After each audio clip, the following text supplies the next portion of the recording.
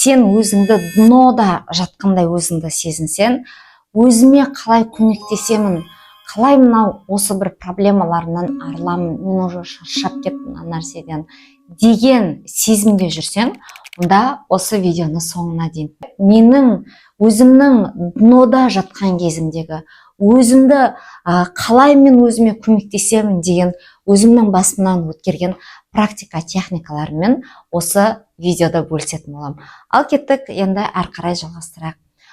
Негізі әр қайсымыз қазіргі таңда дәл қазіргі осы бір точкаңды анықтау керек, осы жерде. Қазір мен саған сұрақ қоямын. Дәл қазіргі осы бір точкаңды анықташ, өзіңнің А точкаңда.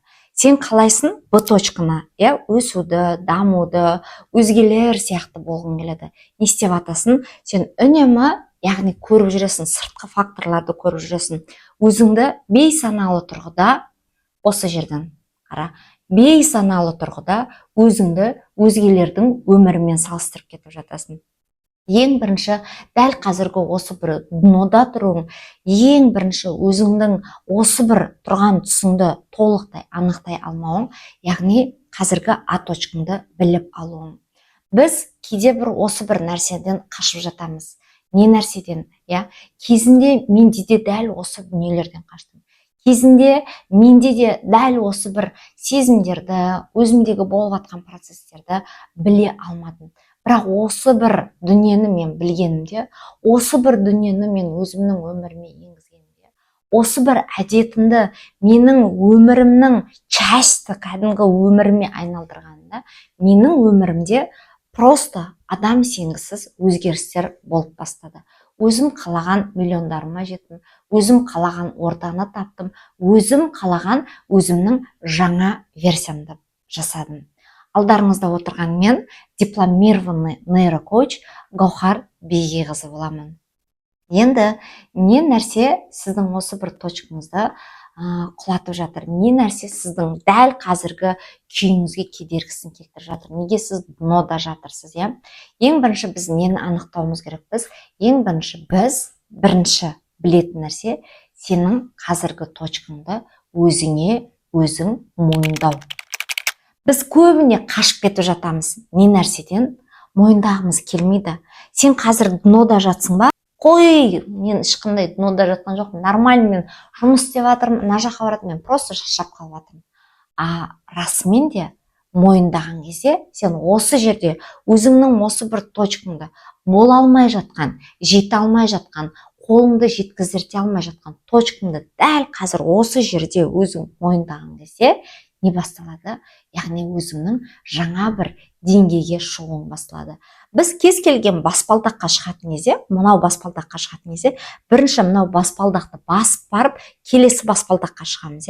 Дәл сол сияқты сенің қазіргі мына точкаңды анықтап соған тірелген кезде, яғни сен мойындаған кезде, сен не істейсің?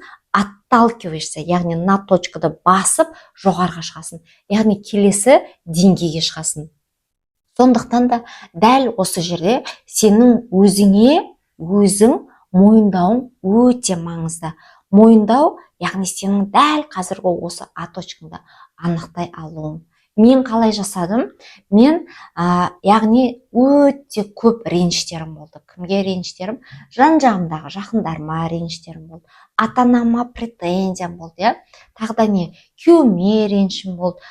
Тағда не? Жұмысым болмай жатты, клиенттеріме ренішім болды деген сияқты түрлі реніштер болды. Бұл қаяқтан туындап тұр? Бұл мына жан-жақтағы сыртқы факторлар емес, бұл ренішіме менің ата-анам кінәлі емес, бұл менің ішімдегі ренішіме күйеуім кінәлі емес, ол менің ішімдегі болып жатқан процестен. Неліктен? Яғни мен мойындай алмай жатырмын, менің дұрыс емес екенімді, дұрыс жұмыс жасай алмай жатқанымды, білімнің жеткіліксіздігін, әрекетті жасай алмай жатқанымды, өзімнің жалқаулығымды не істеп жатырмын? Мен өзіме мойындай алмай жатырмын.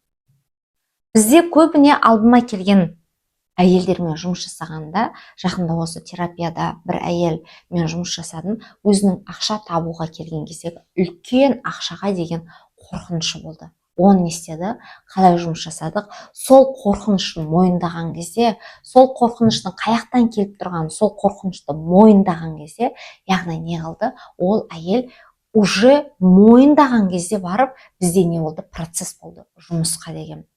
Сондықтан да мен не айтамын сіздерге, дәл қазіргі өзіңнің точкаңды анықта. Ең бірінші саған қойылатын сұрақ: мен кіммін деген сұраққа сен өзіңе жауап берші. Мен кіммін деген сұраққа сен өзіңе өзің жауап бер. Яғни қалай сен өзіңе жауап бересің, осыған жауапты табасың, мен кіммін деген сұраққа. Сол кезден бастап не басталады? Сенде алға қарай қадамдар басталады. Келесі мойындау. Ең бірінші өзің днода жатқан өзіңе, яғни мойындау. Мен днода жатырмын. Менің жолым болмай жатыр. Менде жасап жатқанынан ешқандай әрекет результат көрмей жатыр. Яғни не? Сен ең бірінші сол нүктеңді мойындадың. Яғни точкаңның қазіргі сәтсіздігіңді мойындадың. Келесі, мен кіммін деген сұраққа жауап беру. Ал келесі, дәл осы жерден өзіңді мойындап, точкаңды анықтап, мен кіммін деген сұраққа жауапты жазғанында сенде не пайда болады? Яғни миыңда ясность дейді, өзіңе деген, яғни мына прожекторды жағасың. Алдында ол прожектордар мына жаққа, папа мамаңа реніш, ата енеңе претензия, жолдасыңа өкпе, тағы да ожидание деген прожекторлардың барлығы мына жан жаққа болып тұрса, мына прожекторлардың барлығын жинадың да сен не қылдың? Өзіңе түсірдің. Яғни ішкі үніңе, ішкі меніңе, ішкі сезімдеріңе түсірдің сол прожекторлардың барлығын. Сондықтан да осы жерде осы мойындап өзіңнің мен кіммін деген сұраққа жауапты жазғаныңда сенде уже алға қарай қадамдар басталады. Ең днода осы точкада тұрып қалған сияқтымын деген адамдардың жұмысы қай кезде алға қарай қадам жасайды? Яғни сенің осы бір бүкіл прожектордың барлығын өзіңе бұрған кезде. Дейсің өзіңе. Не дейсің? Саған, мынау мен екенмін ғой. Яғни мен не жасай аламын? Мен мына өмірге, мына әлемге мен қандай миссиямен келдім? Қолыңнан не нәрсе келеді? Дәл осы днода тұрған кезіңде өзіңді мойындап, мен кіммін деген сұраққа жауапты жазғаннан кейін, яғни не? Саған ең басты ұнайтын нәрсе не нәрсе? Осы нәрсені жаз. Сен балалық кезде немен айналыстың? Көбіне бізде былай болып жатады. Сұрақ қоясың, не нәрсемен айналысқан ұнайды деген кезде әрқайсы әртүрлі ойланып қалады. Бізде коучингта ең бірінші қоятын сұрағымыз: сіз балалық кезіңізде не нәрсемен айналысқан ұнады? Маған не нәрсе ұнады? Мен көпшіліктің алдына шығып, өлең айтып, би билеп, ән салып, выступать етеді. Менің кішкентай кезімде болған нәрсе бұл. Бұл нәрсе дәл осы сияқты сіз өзіңізге сұрақты қойған кезде, әркімде әрқалай. Мүмкін сіз тамақ пісіргенді ұнатқан шығарсыз. Мүмкін сіз тігім тіккенді ұнатқан шығарсыз. Мүмкін сіз әдемі сурет салғанды ұнатқан шығарсыз. Енді әркімде ол өзінің ішінде, өзінің подсознаниясында, түп санасында. Сондықтан да не нәрсе ұнады сізге? Сол ұнаған нәрсеге бір күніне белгілі бір уақытты бөліңіз. Мүмкін қазір сіз бухгалтерияда, банкте, юридический сферада деген сияқты түрлі мемлекеттік істерді атқарып жүрген шығарсыз. Мүмкін бизнесті жүргізіп жүрген шығарсыз. Бірақ өзіңіз ұнайтын нәрсені ұмытып кеткен шығарсыз. Бір түбіңіздің түбінде бір жерде тығылып жатқан шығар. Ал біз не нәрсе жасаймыз? Яғни сол нәрсеге фокусты, яғни прожекторды, жарықты түсіреміз. Неге? Неліктен? Өйткені сіздің жаныңыз сол кезде барып ашылады. Яғни внутренний ішкі меніңіз сол кезде ашылады. Яғни орысша айтады, раскрываешься дейді. Осы жерден сіз өзіңізді раскрывать етесіз, өзіңізді ашасыз.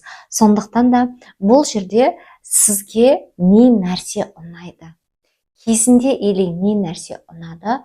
Соны өзіңізден тауып, қазіргі күніңізге, қазіргі өміріңізге енгіздіртуіңіз керексіз.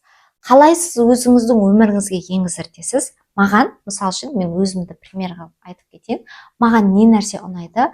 Маған мысалы үшін дәл осылай камерада сөйлеген ұнайды, иә. Маған не нәрсе ұнайды? Бұрын кішкентай кезімде папа мен мамалар бір нәрсе айтып жатса, өзімнің мнениемді айтамын. Ол кезде біздің кезімізде миллениалдар дейді ғой. Біздің кезіміздегі ата-аналарымыз қойшай болды, сенің ақылың керек еді, бір ақылгөй болып кетіпсіңдер деп айтатын, иә. Кімге таныс қазір айтып жатқан нәрсем. Дәл сол сөзді мен бала кезімде естіп өскен тұғымын.